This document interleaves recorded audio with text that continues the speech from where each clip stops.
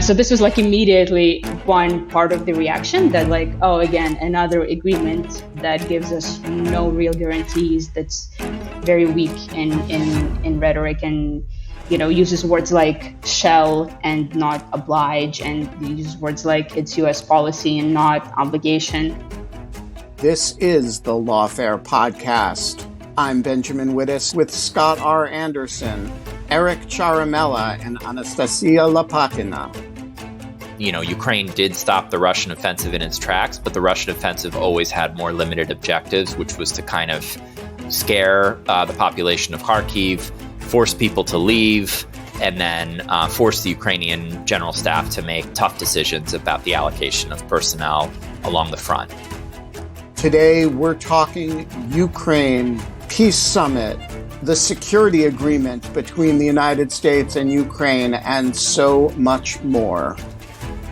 Eric, I want to start with an overview of what's happened over the last couple weeks. We had a big peace summit in Switzerland without the Russians. We had a major G7 financing announcement. We had a U.S.-Ukraine security announcement. How should, in the highest altitude sense, how should people understand what's been going on in the war and in the diplomacy and international machinations around the war?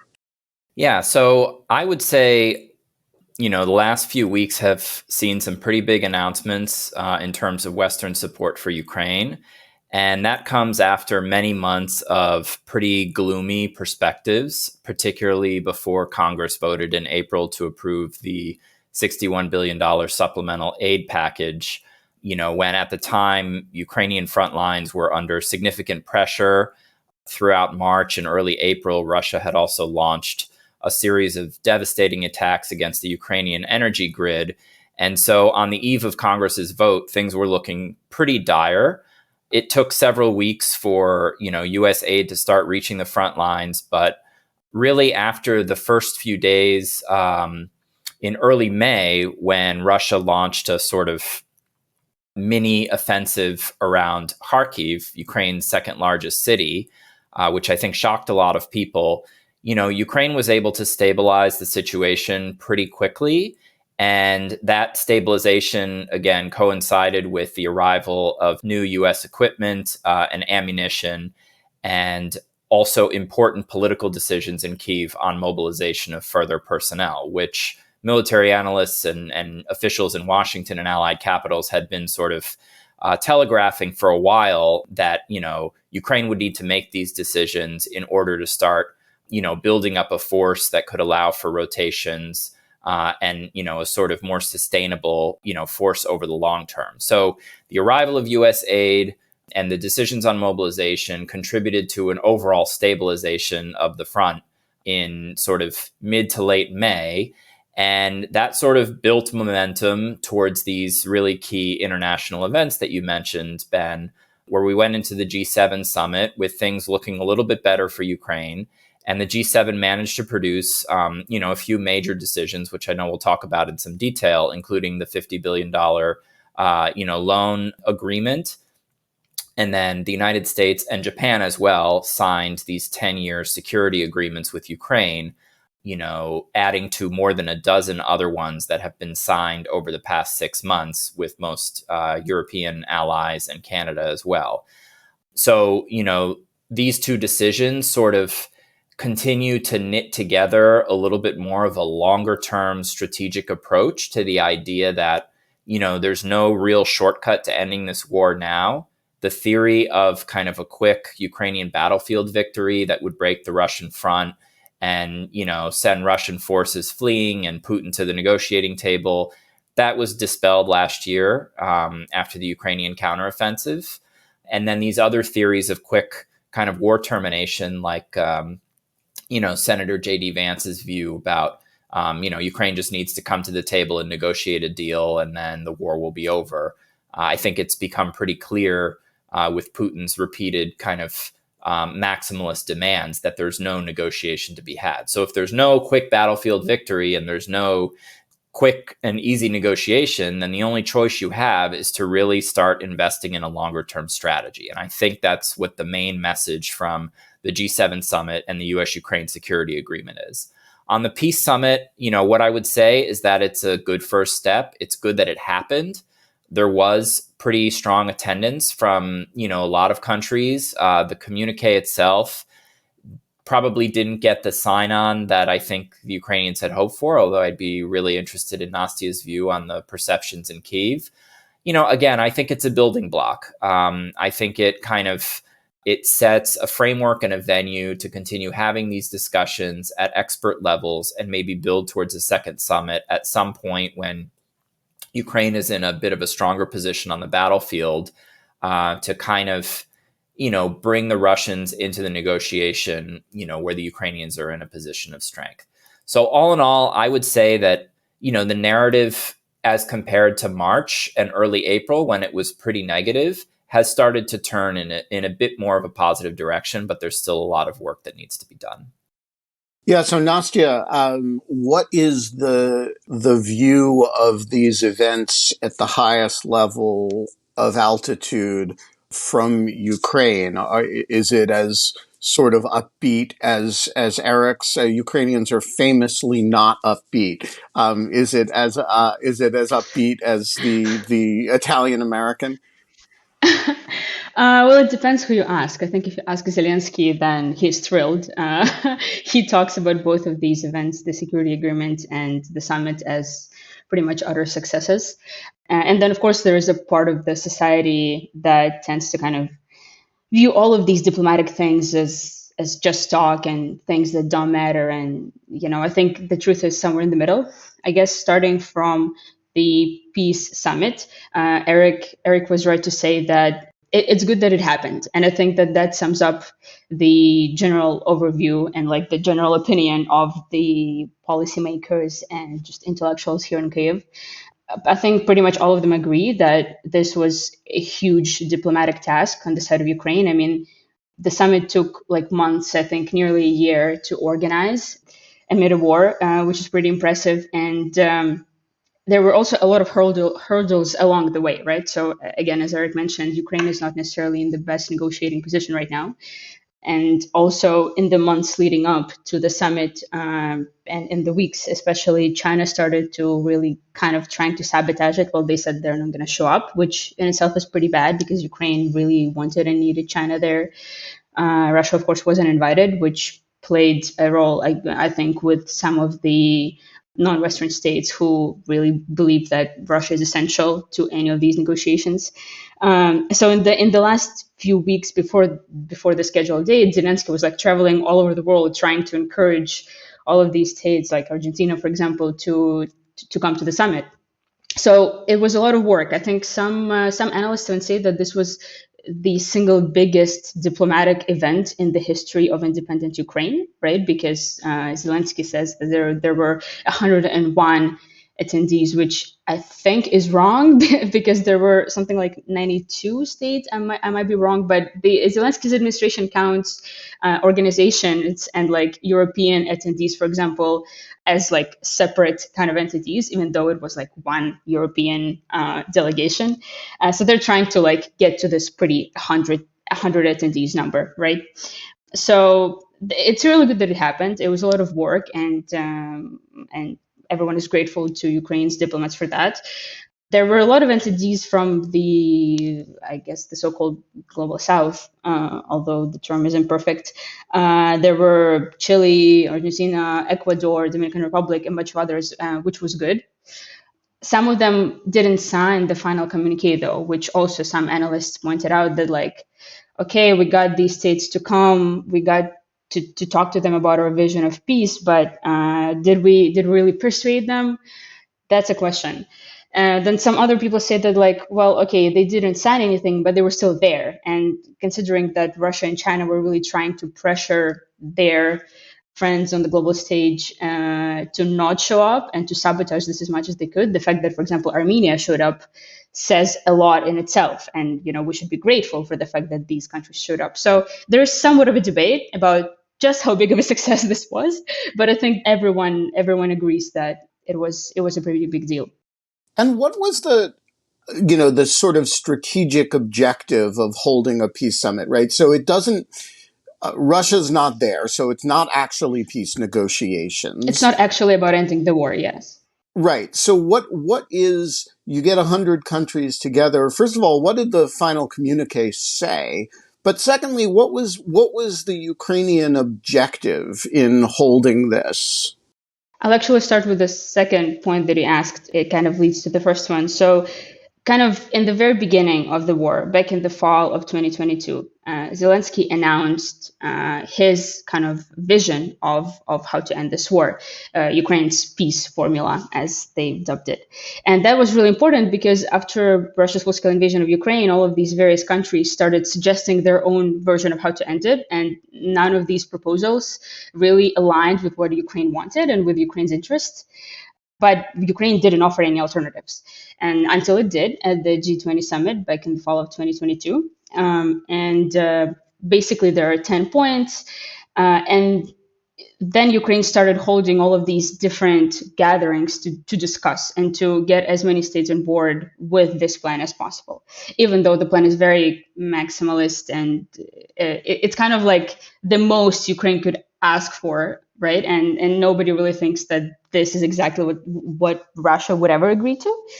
But that's kind of how negotiations work. You ask for a lot to be met somewhere in the middle. Well, these are the principles under which Ukraine would like to settle the conflict. Right. So this would be Ukraine's would be Ukraine's ultimate success if all of these points are met. And so the peace summit was about this peace formula. It was about getting as many states as possible on board with this understanding, with this like Ukrainian understanding of how this war should end, right? And that's kind of the big, broad strategic vision. But then also it's just about communications and new contact and diplomacy with the states with which we really haven't communicated much ever in the history of independent Ukraine, like the states in the so-called global south.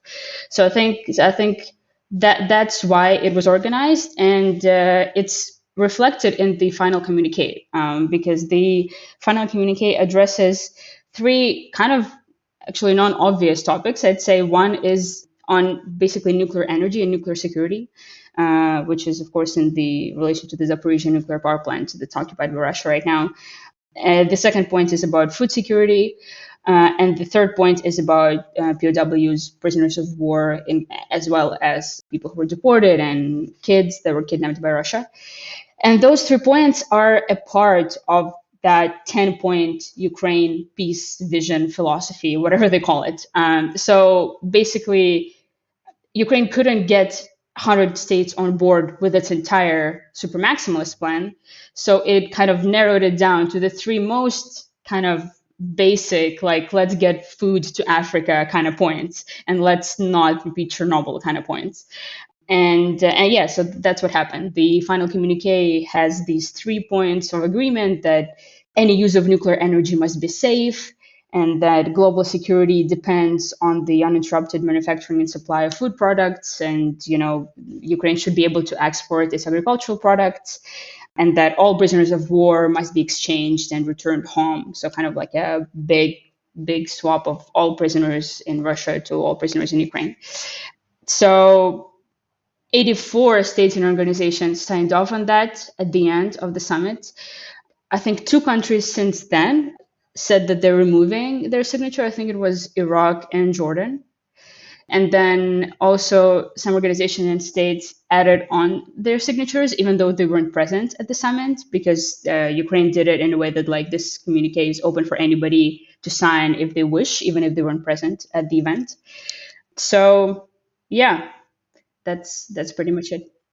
So, Scott, give us, for this is wonky stuff, but a 10-year security agreement is, number one, not a treaty, and number two, not membership in NATO. What does it consist of, and why does it not have to go to the Senate for ratification? This is a question that some Lawfare readers, listeners will instinctively know the answer to. But for those who are not treaty nerds, how is this different and what does it consist of? Well, the answer may not be what a lot of people expect, because I actually think this is a fairly novel and new agreement. If you look back at U.S. practice, particularly around this question of where the line is on an Article 2 treaty versus an executive agreement, this appears to be, and I think that the White House has been pretty straightforward about it, saying that this isn't actually an international agreement. They see it as legally binding, at least some of its provisions. There's a lot of provisions in here that use non-binding language. Many of them do use binding language, including the key withdrawal provision, the key security commitment provision, which I'll get to in a second. But it was just concluded by the president. There has right now no stated intent that I'm aware of to submit it to the Senate for advice and consent or to seek congressional ex post ratification through legislation, which in theory, the Biden administration could still do if they want to. But right now, that's not there, and it's not built into the agreement. Usually when you have that expectation, it's written into the agreement saying entry into force will take place after the parties conclude their domestic legal processes, something to that effect. And that's not in here. It says that it enters into force upon signature. The reason why this is kind of novel is that there has been kind of a longstanding gentleman's agreement between the Senate and the executive branch that security commitment, security guarantee treaties like NATO, like our agreements with the Philippines and Korea, these agreements that mostly date back to the 1950s and the 1960s, that any agreement, and sometimes in some cases earlier than that, I should say, any agreement like that has traditionally been said that has to go to the Senate for Article 2 advice and consent. That means 2/3 of the Senate has to sign off on it. The exact line between what sorts of international agreements this requires Senate advice and consent and which ones can be entered into the president on their own, or for that matter, with Congress through bicameral approval as opposed to through 2/3 of the Senate, is very unclear. It's kind of a matter of practice and consensus between the branches. But it's been pretty consistent on this particular issue. This and human rights treaties are kind of the two big lines the Senate has maintained. And this budges up against that because this does essentially say something pretty similar to what's in the North Atlantic Treaty, which it says that an attack on Ukraine and on Ukraine's sovereignty will immediately trigger a binding obligation on the United States to consult on how to respond. And it specifically discusses economic sanctions measures as a response, but it notes that that response may also include military responses. That doesn't sound like a strong commitment. And, Jack Goldsmith, our colleague here at Lawfare, wrote a piece kind of pretty critical of this agreement for using such wishy-washy language. But in substance, that's actually pretty much the commitment the North Atlantic Treaty makes for NATO members too in Article 5. It doesn't say they will automatically go to war for each other. It actually just says they are committing to consult and that they will provide what they view as an appropriate level of support and response. So this is not that far off from that. What I suspect is different here, what this does not have, which those other agreements do have, is that it does not say that an attack on Ukraine will be treated as if it's an attack on the United States itself, which is language that's in the North Atlantic Treaty and a lot of those older treaties. That is language that suggests consent to collective self-defense and an intent to exercise collective self-defense. It's a lot closer to that hard binding sense saying we can and will act on this, but without firmly committing to do it in a way that would raise constitutional questions in the United States where at least major wars are traditionally understood to require congressional consent. So, this doesn't quite cross that line. Instead, it says that any threat to either party's sovereignty will be of grave concern to both parties. That's language similar to what's in the Taiwan Relations Act, for example, and that we see in other contexts. There's a 2023 agreement with Bahrain that used similar language and was kind of similarly a step beyond what I think we've seen before. So in that sense, this is a strong agreement in that it's something we haven't seen this sort of agreement been used to do before. What does that mean in terms of hard obligations? Not that much, although it's not that different from the North Atlantic Treaty requires. And, how much of a deterrent message that sends is a bit of an open question. That's much more, in my mind, contingent upon the political intent behind the commitment, not its legal form or the language. Some people will say, under a future Trump presidency, for example, the North Atlantic Treaty may not have much deterrent effect because people won't believe President Trump intends to act on whatever obligations it imposes. So Eric and Nastia, in that order, describe for us the perception of this agreement in the United States and Ukraine, respectively. Scott mentioned that Jack Goldsmith had written critically about it as weak. How is it being perceived in relevant circles in both countries? So, certainly in the Biden administration, there was a lot of work that went into crafting this agreement over almost an entire year. I mean, the negotiations began last August and were suspended during the period when Congress was unable to vote on the supplemental aid package, resumed in April, and then were quickly concluded in time for the G7 summit.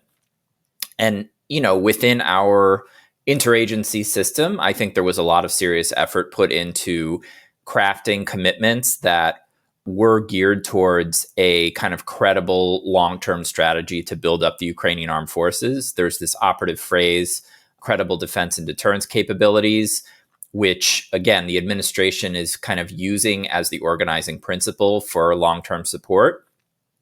When you have an agreement like this, and Scott knows it, we don't just issue agreements like this every day. I mean, they're underpinned by a huge amount of policy and legal work inside the government. And it's usually just the tip of the iceberg. I mean, from this agreement stems a huge amount of planning and resourcing discussions at a certain amount of detail, much of which will be classified and shared with Ukraine and the allies, but not released publicly. So when you look at an agreement like this and you say, okay, well, there's no specific systems, weapon systems, or there's no specific commitment here and there. Again, this is a broad policy framework, which is asserting for the first time the administration's kind of longer term vision for the future of the Ukrainian armed forces. And like I said, there's a lot that will go, supplemental agreements, intelligence sharing, all of these different things that are going to remain classified and discussed between the governments. So I agree with Scott. This is a pretty serious document when you look at the intent of the Biden administration. Now, the reaction, Scott mentioned Jack's piece, which I think identified, some key weak points, including the fact that, there's no guarantee that Congress is going to fund any of the, this administration or the next administration's resourcing requests. There's no guarantee that a future President Trump wouldn't simply withdraw from the agreement. You actually saw some congressional Republicans make the same critique. It was Representative McCall and Turner, I believe, that put out a statement, saying that the agreement was extremely weak and non-binding. It's kind of funny because for it to be binding, they would have to vote on it. So essentially, I read that as an invitation for the administration to begin a discussion with Congress about how to codify, portions of this or develop a long-term resourcing strategy with Congress's buy-in, through an ex post congressional executive agreement, or something like that in order to get Congress on the record. So the administration's critics kind of can't have it both ways. They can't say it's like super weak because it's non-binding and then refuse to engage with the administration if the administration comes with a good faith proposal to codify this agreement. So I do think there's room there to make it stronger. So, Nastya, I could see this agreement playing one of two ways in Ukraine, and I suspect there are people on both sides of this. One way is to say, look, this is a big win. We get substantial U.S. security guarantees locked in for the long term, 10 years being a very long term in the context of the current war. The other way, with all of the backdrop of support that Eric just described, the other way is to say it's not NATO membership, right? And this is some pacifier that the U.S. administration has stuck in our mouths like we're a baby to prevent us from crying about NATO membership. And we're not taking our eye off the ball here. How is this playing? I think it's leaning more the latter, that Ukraine is definitely still looking at NATO membership and is, somewhat unhappy with the scope of this agreement. So it's kind of paradoxical because, of course, US is our most important ally. Like, that's unquestioned, right? I mean, Ukraine probably wouldn't even exist right now if it wasn't for all of the US lethal support that we've got since Russia's full-scale invasion. But then also what's on a lot of Ukrainians' minds is the 2014 and the fact that there was extremely little support when Russia first invaded Ukraine and annexed Crimea and parts of Donbass. And also something that I think probably no American is thinking about, and that's the Budapest Memorandum, which is when Ukraine gave up its nuclear weapons in turn for, as is written in the Ukrainian version of the memo, guarantees for security. Even though in English it's assurances, in Ukrainian it was garantii, which means guarantees. And again, it's kind of funny because I think Americans really don't give a second thought to this memorandum by now, but Ukrainians talk about this pretty much constantly, I mean, including Zelensky. So when this new agreement was released, I think within like an hour of its release, I was talking to somebody who referred to this agreement as Budapest Memo 2.0. So this was like immediately one part of the reaction that like, oh, again, another agreement that gives us no real guarantees, that's very weak in rhetoric, and uses words like shall and not oblige, and uses words like it's US policy and not obligation. Everything that Scott and Eric kind of already brought up, that some of the language is watery because that's just kind of the nature of how these many of these deals work.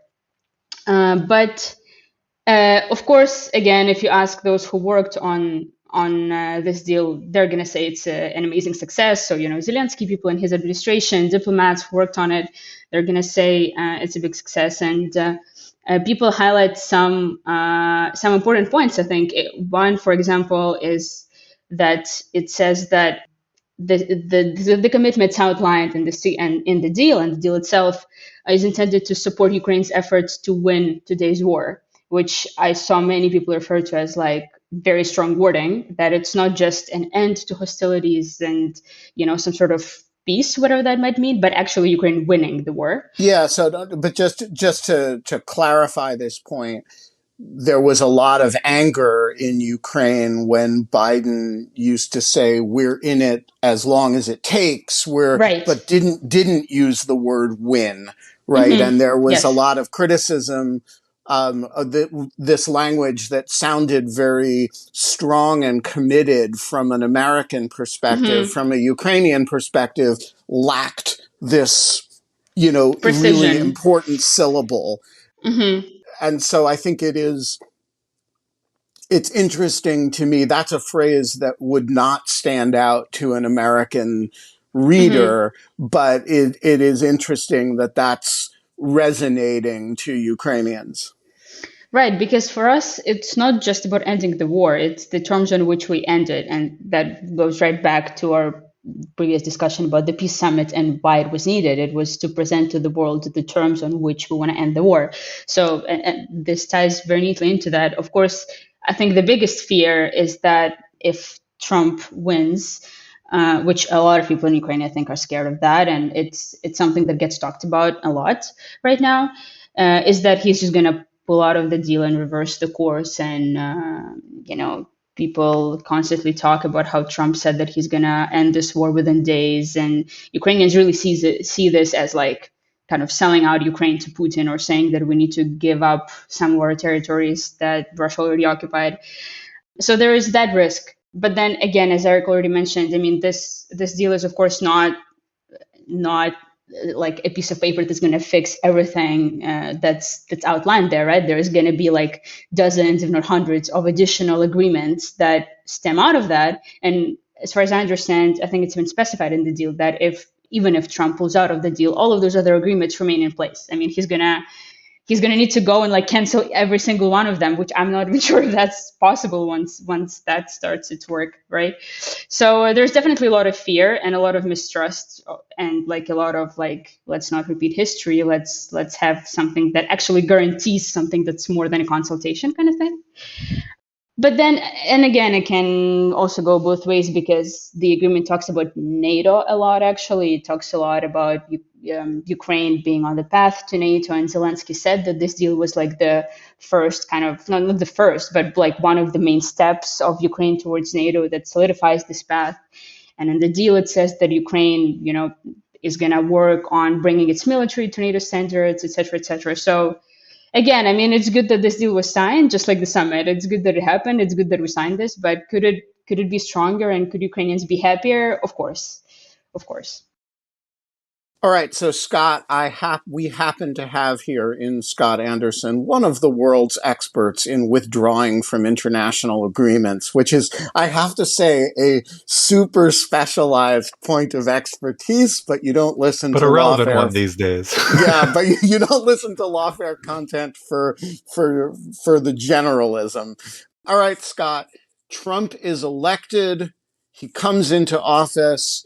And he wants to get us out of all of these international entanglements. He's like, gives the George Washington farewell address as his first inaugural, with some American carnage thrown in there and a lot of talk about borders. And he sets to work dismantling our international agreements. How are the Ukrainians differently situated from the NATO members under this agreement? I don't know if they're that differently situated from NATO members, but it's worth noting that there's been a lot of press coverage about this agreement saying Trump can just immediately disregard it. And I actually don't think that's quite fair or accurate.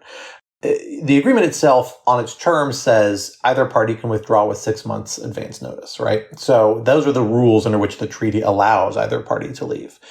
And the Trump administration, during its prior term in office, actually stuck by those rules. It exited a lot of treaties, but it did so in a way that's consistent with international law in most cases. There was one, the World Health Organization, there was a genuine international legal question.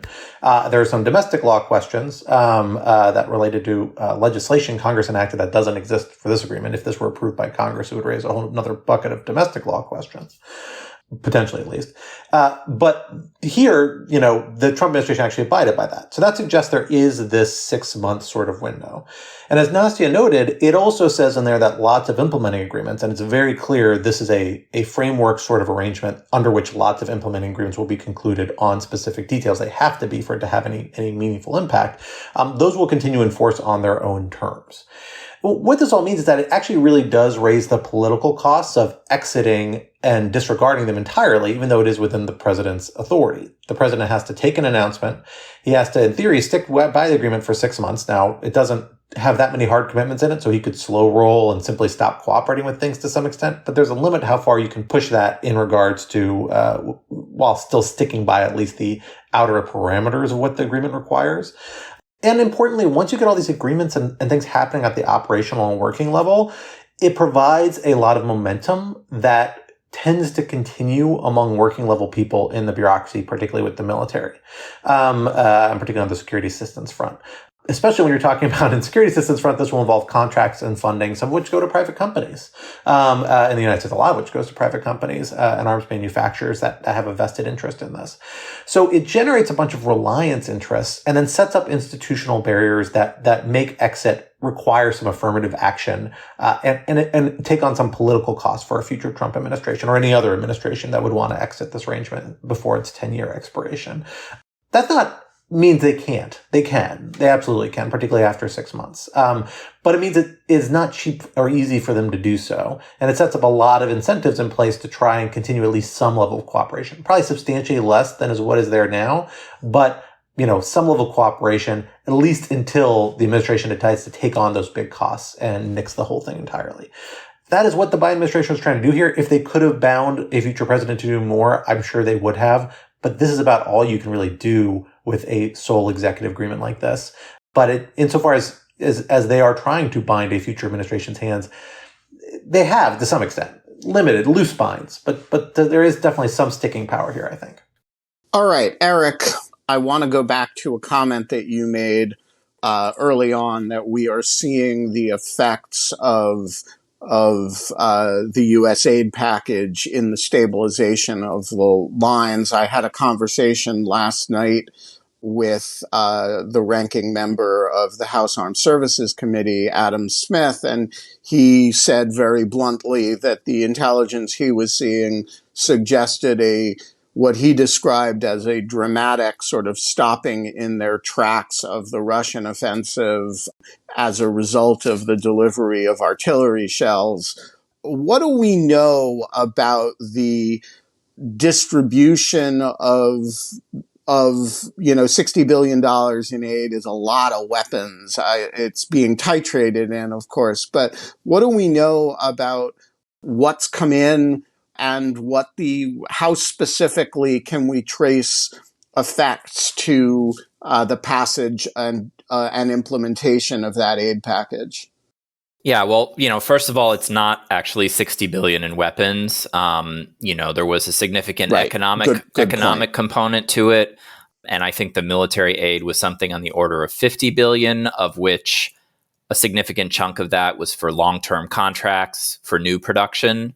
So again, things that will come online and then be sent to the front, over a period of time, including new ammunition, but then also new weapon systems and so on. And then some of the funding is for kind of current government operations to pay for U.S. military stationed in Europe, to fund ongoing intelligence support, and then to backfill U.S. stocks. So it's not like there's some kind of light switch with, 50 billion in military aid that then gets all shipped to the front. What I will say is that, my understanding is that, the ammunition has made a difference and has started to kind of reduce Russia's artillery advantage, which, on the eve of Congress's decision was, pretty significant, 10-1 maybe even more in certain parts of the front. And Ukraine has been able to reduce that, but it's not going to gain kind of parity at this point because the Russians are still really, really kind of outpacing the Ukrainians, in part because of all this North Korean ammunition that they've received. We also haven't talked about the Putin-North Korea deal. Oh, we're going to. But, that's a little bit of counter-programming to the U.S.-Ukraine security deal. But all that is to say, Russia has pretty significant artillery ammunition advantages. Ukraine's just trying to close the gap.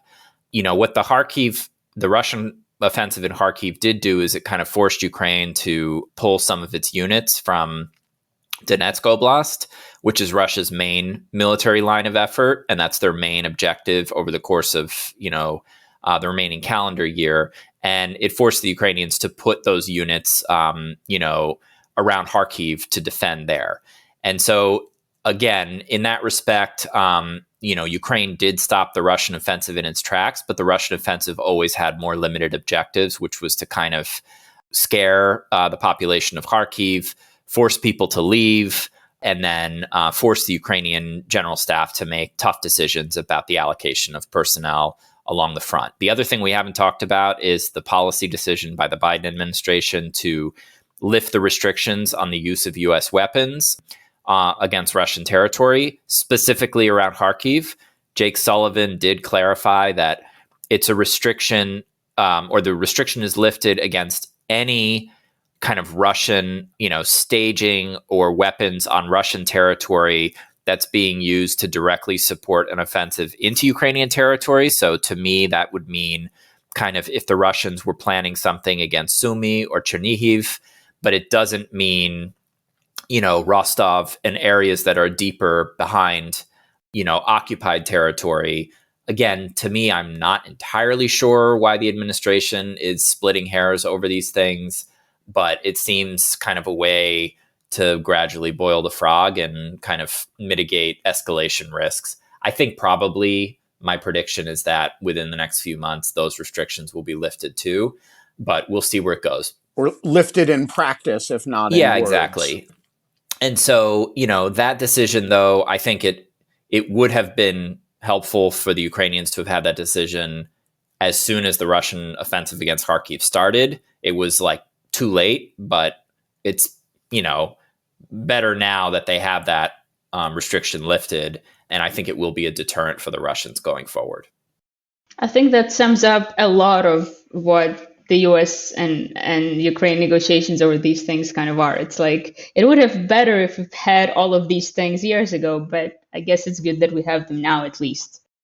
So, Nastya, there's a social media account on Threads that I follow by a woman named Kate Boguslavskaya, and who is a Kharkiv resident, and she was. I sent you this at the time, but she was saying that since the U.S. aid package was passed, the civilian population of Kharkiv is just dramatically safer, which she attributes to, I mean, she's not a military analyst, but there's just less bombing and more effective air defense. Is that a general perception, or is her sense of it unusually optimistic and eccentric?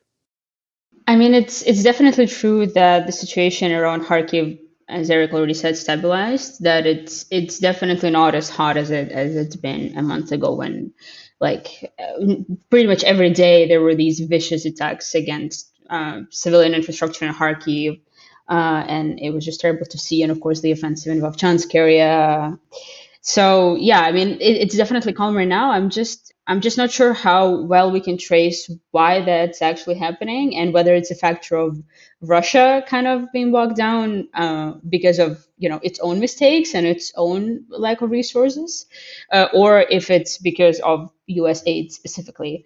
I mean, I've been told by Jen Stuff and other sources of mine that yes, definitely USA made a difference, and the artillery advantage is by Russia is just not as stark, sure, but still they're all very quickly to point out that it's not enough. And I mean, nobody I've talked to told me that yeah, we're now good and we can, I don't know, keep stabilizing the front, or of course launch an offensive. That's a whole other talk. But pretty much everyone who I asked this question to says that, like, sure, it helped us a little bit, but the West supposedly really underestimates how much Ukraine actually needs. And it's like when somebody says that, oh, they've pledged 1 million shells to Ukraine. One person told That's me like that, a like, month of Russia. it, oh, it's like a week. It's like a week or 2 weeks, I think. Yeah, like one analyst told me that, like, that's how much Russia uses in a week or two. So when some country pledges 1 million shells to Ukraine and everybody parades around that, Ukrainians are sitting there like, okay, well, how for how long are we going to use that for? I've also pointed this question, Ben, to the Ministry of Defense, and they've sent me this like 2-page thing that basically all talks about how many more ammunitions and F-16s and Patriots and everything we have. Like, it was close to a shopping list and like a dire plea for help. And then there was one sentence in the 2 pages of like, yeah, it helped us a little bit in terms of artillery, but please send us more. Right. So, no, this is, again, one of the great divides. And you see this when Biden and Zelensky meet. There's always this tone from the U.S. side of, look how much we've done, and the numbers are immense, and the effect is immense. But from the Ukrainian side, the reaction is, and we still need X and Y and Z, and there's a real, I think of it as a creative tension, but I think there's also a little bit of mutual frustration in that aspect of the relationship. All right, before Eric has to hop off, let's talk about North Korea, because no discussion is complete without Kim Jong-un. While the world gathers in Switzerland, the Kremlin, the great leader of Russia, shows up in Pyongyang. What's this about? So Putin has really been forced to make friends with a lot of unsavory countries since he launched his full-scale invasion of Ukraine, and got cut off basically from, Western markets, has had to rely a tremendous amount on China for, revenue from Russian energy exports, for the import of key technologies to facilitate Russia's military reconstitution. But this pivot to North Korea is really particularly ominous, and Putin has kind of really thrown in his lot with Kim Jong-un. I mean, the most remarkable thing about this is this security kind of agreement that they signed, which kind of pledges, it's a little bit unclear, but I was reading the text this morning. I mean, it pledges something similar to the US-Ukraine security agreement, but maybe a little bit closer to NATO, where, if either country is attacked, the other one will provide military aid. It's a bit unclear whether it means, we'll send our forces, but certainly some amount of mutual aid. But already it's creating, ripple effects in the region that are probably going to be, a net negative for Russia over the long term, because again, there's very little that North Korea can do for Russia beyond the, artillery shells that it's been providing.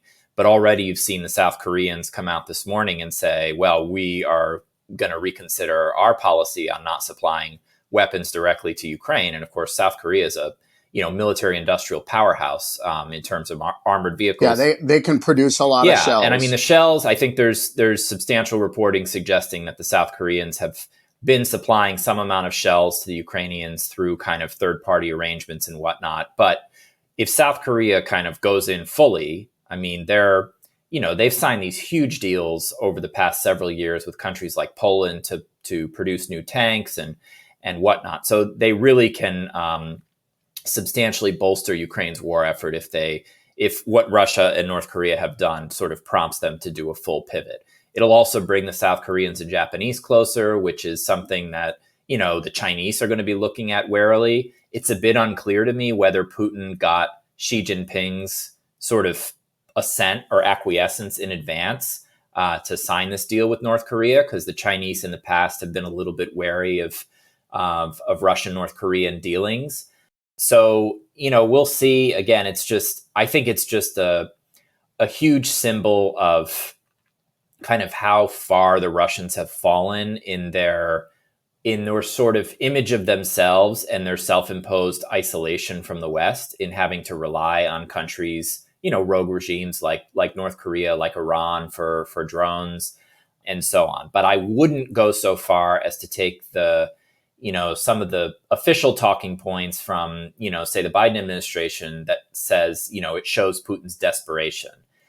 I don't know that it was a desperate move so much as a, pretty calculated move to show we're in the solidly U.S. adversary camp, and we're going to do everything we can to, turn up the heat on the United States and its allies and partners. So, we'll see where this flows. But I do think that this will, again, produce some real changes in sort of Asia-Pacific security going forward.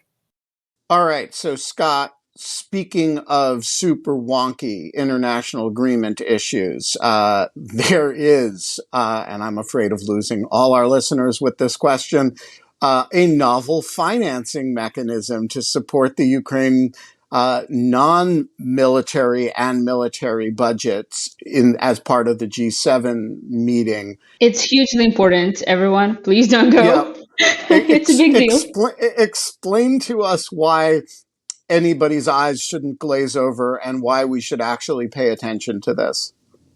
So it is, I think, in my opinion, the most interesting thing to come out of the recent G7 meeting, and perhaps the most significant, because I think it represents a breakthrough in transatlantic agreement on ways to support Ukraine beyond direct bilateral assistance, which was always going to be a limited source and is kind of hitting a lot of political barriers at this point. And that is through a very creative financing mechanism that leans in part on the almost $300 billion in frozen Russian assets the United States and Europe and its allies have had frozen since the 2022 invasion, but not in the way you think.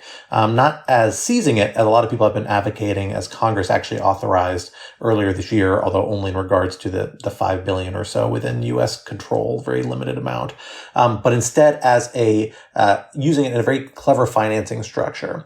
What essentially they agreed is that the United States and an unspecified number of other countries, Canada's the only one to give a hard commitment, although Japan and a couple of European states are reportedly considering, are going to participate as members of a loan syndicate, meaning they're kind of acting collectively to extend a number of what are being called ERA loans, ERA loans, to Ukraine for a variety of purposes, because some different countries have different policies about how their assistance can be used in different ways. So some will only go to, reconstruction, some will be able to go to weapons, things like that.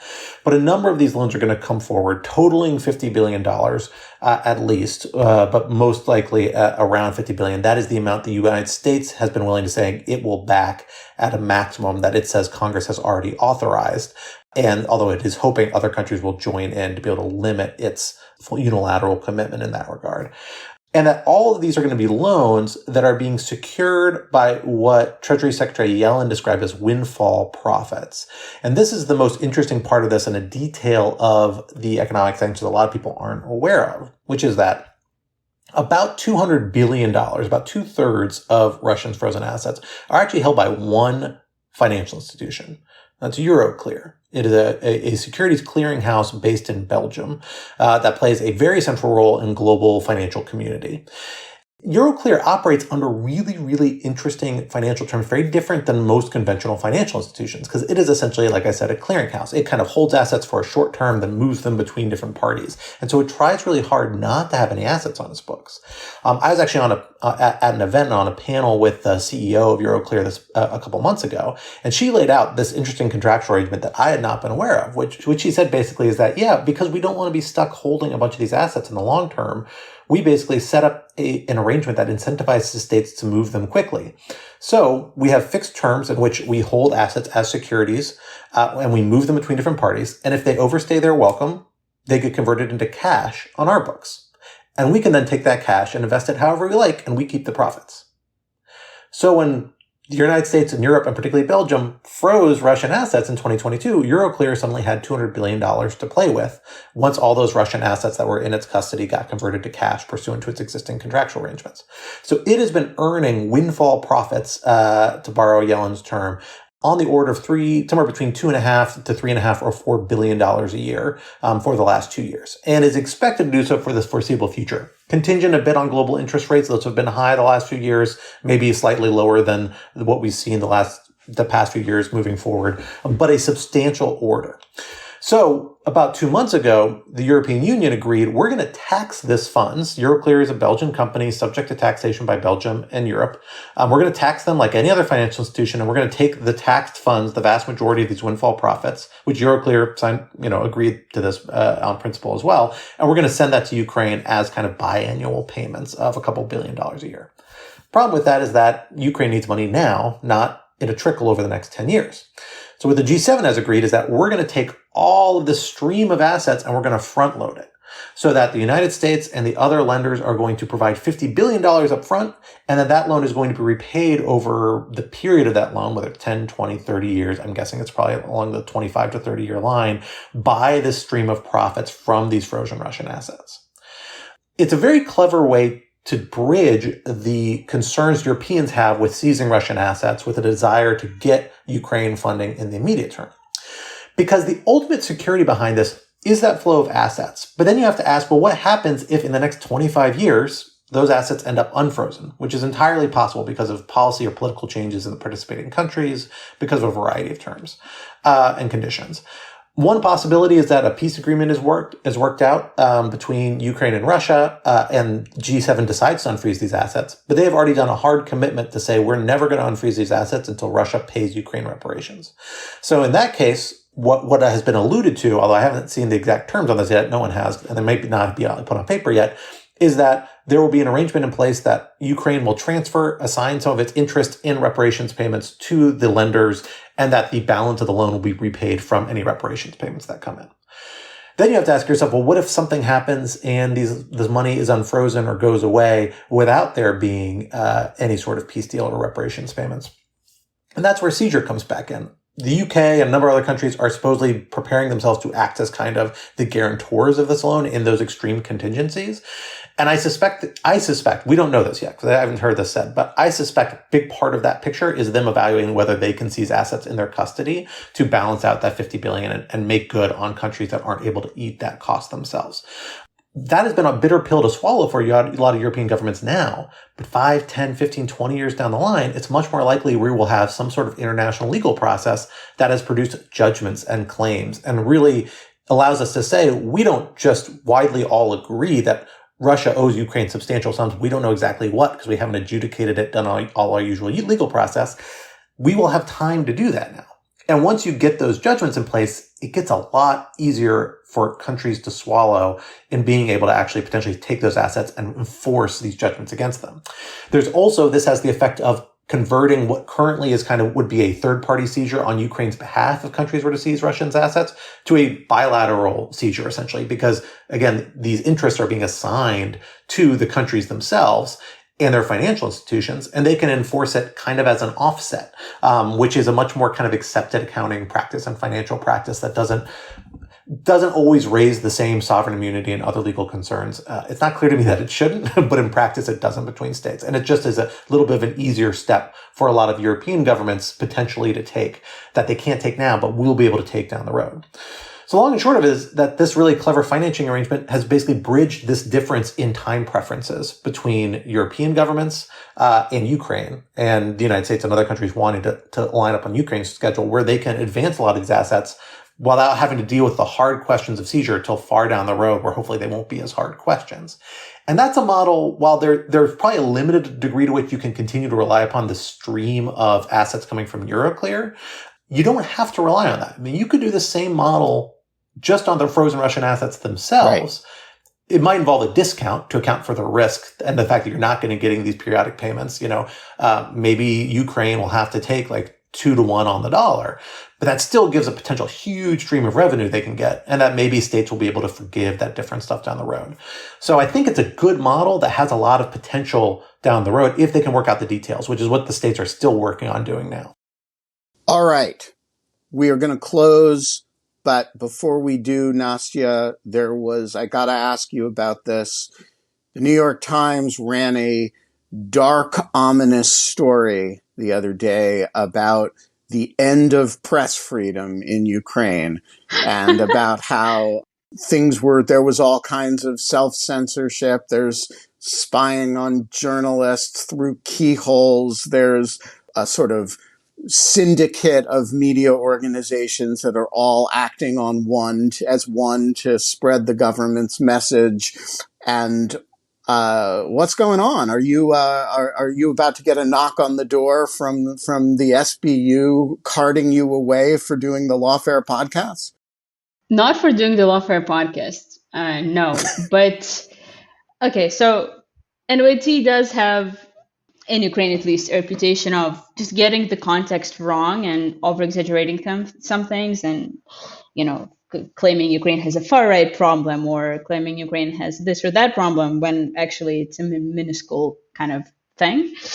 On press freedom, again, Ukraine really does have a press freedom problem right now. I think any generally respected journalist in Ukraine will tell you that. Well, for starters, if we're talking about TV, Ukraine has what's called a TV marathon, which essentially means that all of the main TV channels are united into one stream of news, the TV marathon. And it's been like that since actually a few days before Russia invaded Ukraine, or a few weeks, I forgot now. But essentially, since the day that Russia launched its full-scale invasion of Ukraine, Ukraine's TV, all big channels, have been streaming kind of the same rotation. They figured out the system where each channel takes like a slot of hours and is responsible for that slot and produces content for that slot. And it's all just like frontline and political news. So there is no like TV shows, movies, it's just news. And in the very beginning of the war, that was very useful. And the idea was to combat Russian propaganda and to make sure there is one stream of information about what's happening. The idea was to prevent chaos, prevent spread of Russian propaganda, and prevent people from going to various wonky Telegram channels to get information. And I think there's pretty much unanimous agreement that at the very beginning that was useful, and maybe it even worked. And it was necessary because it's okay to have some sort of censorship in the times of war. But it's now been how many years? More than 2. And now it's unanimous agreement against Ukraine's media sphere that TV marathon basically like outperformed itself. There have been a lot of issues and criticism around which kind of speakers and analysts are invited to all of these various panels. And there have been allegations of those speakers, spreading pro-Zelensky administration kind of information, that there isn't enough opposition on there. I mean, for example, our former president, Petro Poroshenko, he used to own several TV channels, and those channels with links to Poroshenko, they're not a part of the TV marathon. And there is a very kind of complicated story of why that's not so, but still it points to this idea that like if you watch Ukrainian TV, there's not going to be much opposition talk there. And many people say it's a problem. And in my opinion, it is an objective problem, and TV Marathon has to go. There is, again, another part of this conversation, and that's the fact that there have been several really big scandals in the Ukrainian media sphere over the last several months and also years. One of them being that the SBU apparently has this office, I think it's called like M office, as in like media office, that's tasked with pretty much spying on journalists. And there was this whole thing about a group of SBU, State Security Services of Ukrainian guys, going to this hotel complex where the office of where like basically everyone from an investigative Ukrainian outlet was celebrating. I think it was New Year's or something, and they bugged all of the rooms where these journalists were staying to get some sort of, as we say, compromat on them. And they ended up getting a video of video guys, not even journalists, video people from the team, I think smoking pot or doing some other drugs. And they released that video, trying to kind of like sabotage them and trying to discredit the journalists. And it was a huge deal. The really important point is that it completely backfired and didn't work. I haven't seen anyone who actually said that, the journalists are in fact discredited because they use drugs or smoke weed or anything. Like the second this video came out, everyone was like, whoa, wait a sec. Are we going back to the times of Yanukovych? Like, why is there a camera in a private room? Like, why are we spying on these people? So the whole thing backfired, and there was this big investigation about the SBU, those guys who were spied on, Bigus and Fo. They did an amazing investigation. It's available on YouTube. About who exactly was spying on them. They found everyone, they identified everyone who was involved. So that was really big. And then there's also this ongoing tension, and it's been like that since the very beginning of the war, between the government and the journalists, especially when it comes to access to the front line and the way things are reported in regards to the front line. So there have definitely been some, I'd say, bad actors or journalists who've broken certain kind of journalistic standards and rules by, for example, during the counteroffensive that ultimately failed in the summer, reporting where certain brigades have moved before it was actually, announced or reported in some sort of official manner, which the government says contributed to those units being ultimately destroyed by Russia because Russia knew their location. The government actually directly kind of put a link there between the publication of those units' locations and what happened to them. So that was really bad. And but then on the side of journalists, we are saying that like journalists are not getting enough access to the front line. We're not getting clear instructions on how to get that access. There's this constant kind of tension between journalists who want to report from the front line and the government saying that, oh, you can't go to certain areas because you're going to benefit Russia by publicizing what's happening there. And the journalists saying, well, but we have to do our job, and it's normal practice everywhere in the world for journalists to be embedded and, to get access to those areas to report on civilian lives, for example. So that contrast is definitely there. But I wouldn't say that saying that Ukraine has a press freedom kind of problem and this tension exists, I wouldn't say that that's an overstatement. It definitely is a conversation that's very active and ongoing right now in Ukraine, unfortunately. We are going to leave it there. Scott Anderson, Anastasiia Lapatina, Eric Ciaramella, thank you all for joining us today. Thank you very much for getting us on. Thank you. The Lawfare podcast is produced in cooperation with the Brookings Institution. You can get ad-free versions of this and other Lawfare podcasts by becoming a Lawfare material supporter through our website at lawfaremedia.org/support. You'll also get access to special events and other content available only to our supporters. Please rate and review us wherever you get your podcasts. Look out for our other podcasts, including Rational Security, Chatter, Allies, and The Aftermath, our latest Lawfare Presents podcast series on the government's response to January 6th. Also be sure to check out our written work at lawfaremedia.org. This podcast is edited by Jen Patja, and your audio engineer this episode was Kara Schillen of Goat Rodeo. Our theme song is from Alibi Music. As always, thank you for listening.